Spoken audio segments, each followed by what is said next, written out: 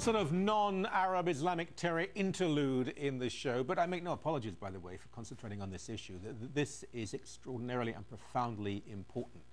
I think we'll look back at this as one of the great landmarks in changes in attitudes internationally, and more of this, of course, on the show tomorrow. But Randy Hillier, MPP, great guy, often speaking out for the mass of Canadians as opposed to the establishment of his party. He joins us now in Ottawa. How are you, my friend? Absolutely wonderful, Michael, and yourself, and it's wonderful to be on Sun TV once again today. Well, that's very, very enthusiastic. I wouldn't go that far. But now, you've organized a conference starting on Friday about property rights. Where is it? What is it? Who's there? Give us all the information, please. It's for more information, you see PropertyRightsCanada.org is the website. It starts on Friday, goes through till Sunday morning. We have probably the highest caliber speakers from across Canada there. People such as Tom Flanagan. Our keynote speaker will be, of course, Daniel Smith, leader of the Wild Rose Party in Alberta. We have some international speakers like Raquel Alterman from Israel. There's Dr. Mark Milkey from the Fraser Institute, Karen Selleck from the Canadian Constitutional Foundation.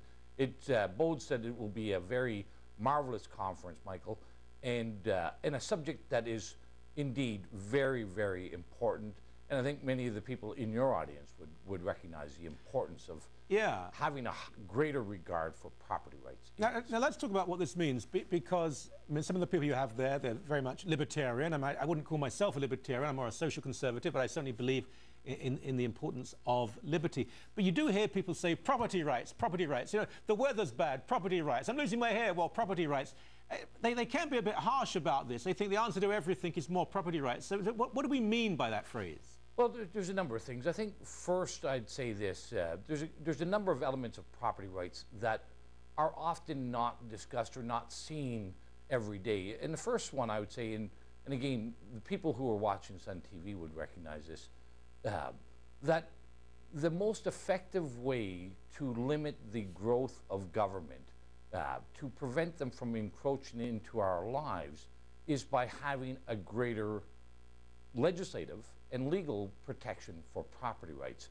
The other part of that equation, I would say, is the economic importance of property rights.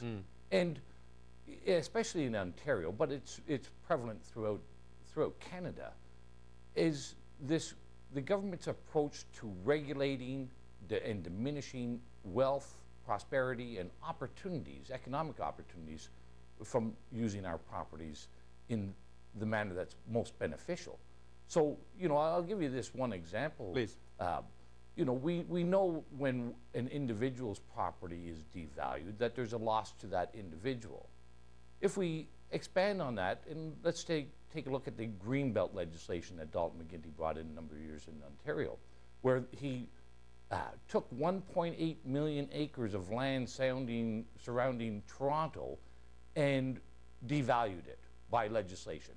It was not just an individual who lost their value. Whole communities lost their value and lost economic opportunities when Dalton McGuinty said, the present use of your land, the present use of your building or property is its only use. You will never be able to improve upon that.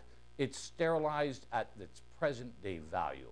And I think most people would recognize if we had that attitude at the beginning of Canada, even if we had it 50 years ago, we would not be the country that we are today. We would not enjoy the standard of living that we enjoy today. We would not have the social and economic benefits that we enjoy today. You know, so that's just one piece of legislation. We can see many others, such as the Oak Ridges Moraine Act, the Places to Grow Act, the Smart Growth Act.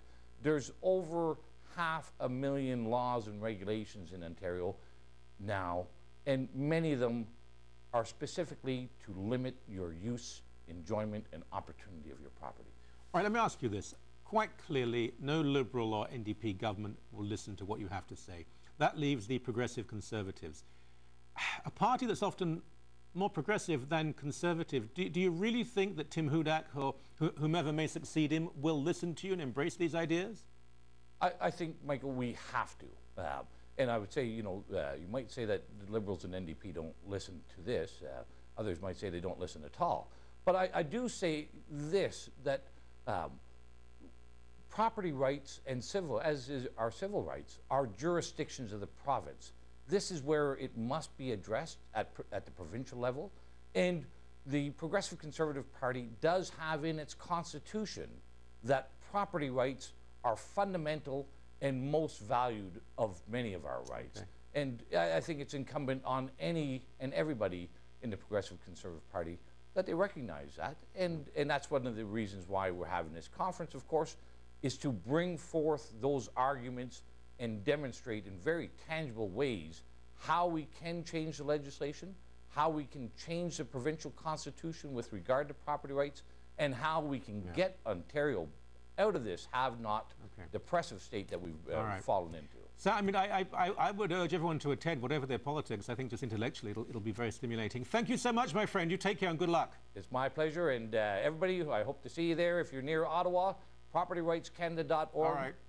We'll see you then. All right.